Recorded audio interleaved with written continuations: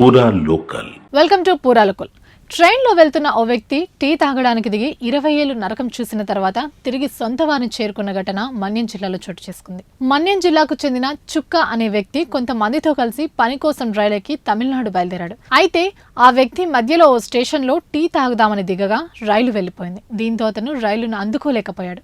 అతనికి భాష రాదు, చేతిలో డబ్బు లేదు, ఎటు పోవాలో తెలియదు, కనీసం ఏ ఊర్లో దిగాడో కూడా అతనికి తెలియదు.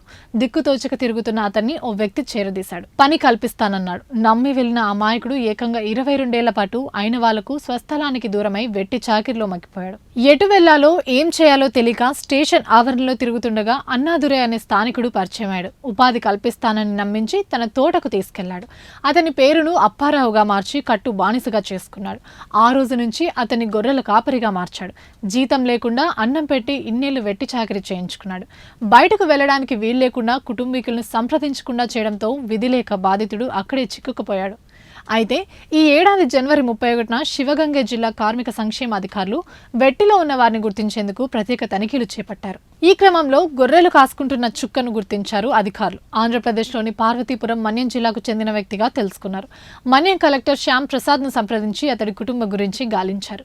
భార్య 5 ఏళ్ల కిందటే చనిపోయిందని, అతని కుమార్తె కుటుంబం పార్వతీపురం మండలంలో ఉందని తెలుసుకున్నారు. వెంటనే అధికారుల సాయంతో బాధితుడి కుమార్తె అల్లుడిని తమిళనాడుకు పంపారు. అక్కడ కార్మిక శాఖ అధికారుల సంక్షేమంలో తండ్రి కుమార్తె ఒకరినొకరు చూసుకుని కన్నీటి పర్వతమయ్యారు. శివగంగ జిల్లా కలెక్టర్ ఆశా అజిత్ బాధితుడికి 3 లక్షల రూపాయల ఆర్థిక సాయం చేశారు.